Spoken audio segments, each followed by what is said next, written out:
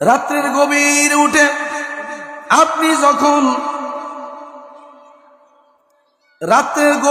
উঠে আপনি যখন ক্ষেতের আল দিয়ে যাচ্ছিলেন, একজন ভাই তার জমিনে সার দিয়েছেন, ওষুধ দিয়েছেন, কীটনাশক দিয়েছেন। কি দিয়েছেন?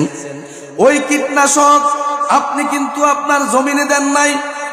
ওই আল দিয়ে হেঁটে যাওয়ার সময় আঙ্গুলের আগা দিয়ে আপনার জমিনের দিকে খোসাটা মেরে দিয়ে ছিদ্র করে দিলেন। ওই আমলটাও এই আমল থেকে বাদ পড়ে নাই।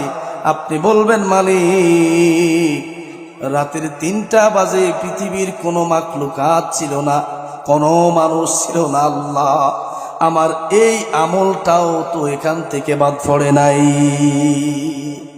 এই জন্য আল্লাহ বলবে, বান্দা ইকরা কিতাবাকা কাফা বিনাফসিকাল ইয়াউমা আলাইকা হাসিবা। বান্দা, আজকে তুমি তোমার আমল নামাটা পড়ো এবং তুমি নিজেই হিসেব করে বলো, তুমি কি জান্নাতে যাবে নাকি জাহান্নামে যাবে। কিন্তু ওই যে লেখা, এই লেখা থেকে কি একটা শব্দ, একটা লাইন বাদ দেওয়ার কোনো সুযোগ থাকবে? কেন কেন সুযোগ থাকবে না? এই মুখ কোথায় থাকবে? জবান কোথায় থাকবে? আল্লাহ পাক ডাক দিয়ে বলেন, আল ইয়াউমা নাখতিমু আলা আফওয়াহিহিম ওয়া তুকাল্লিমুনা আইদিহিম ওয়া তাশহাদু আরজুলুহুম বিমা কানু ইয়াকসিবুন। বলুন আল্লাহু আকবার।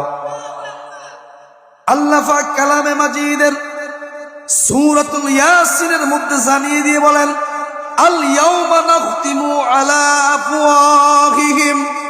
বান্দা, তোমার এই মুখ, এই জবানকে আজকের এই কিয়ামতের মাঠে আমি আল্লাহ বন্ধ করে দিয়েছি।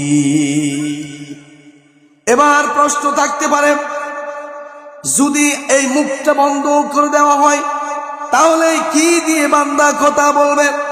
তখন আল্লাহ পাক পরে জানিয়ে দিয়ে বলেন, ওয়া তুকাল্লিমুনা আইদিহিম। আল্লাহ পাক বলে, বান্দা, মুখ বন্ধ থাকবে কিন্তু আমি আল্লাহর সাথে তোমার এই হাত কথা বলবে। কি কথা বলবে?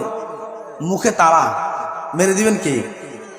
ওয়া তুকাল্লিমুনা আইদিহিম, তোমার এই দুহাত আমি আল্লাহর সাথে